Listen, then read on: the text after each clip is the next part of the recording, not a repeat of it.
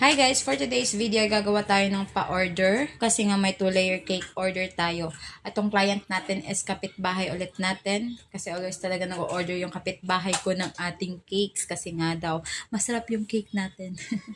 So itong ating inuna guys, ang pinaka baba niya na layer, yung base niya. So nilagyan ko lang siya ng white icing. Always naman talaga inuuna natin yung white icing natin. Kasi hindi nga ako naglalagay ng masyadong food color guys. Kasi mag-iiba talaga yung lasa ng ating icing.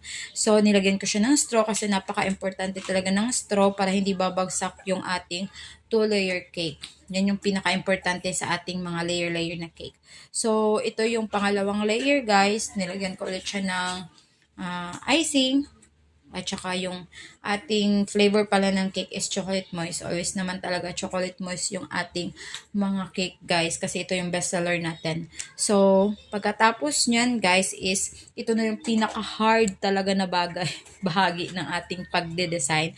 Yung paglagay ng 2 layers sa top.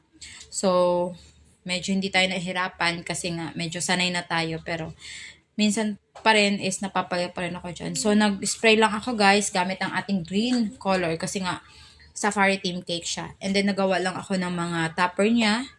Ako lang din nag-print guys kasi nga ako lang naman yung mag-isa dito sa bahay.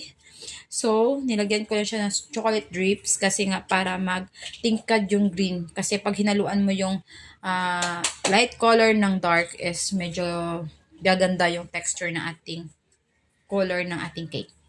So, ito na yung finished product ng ating Safari Team Cake, guys. So, maraming salamat sa pag-order. Bye!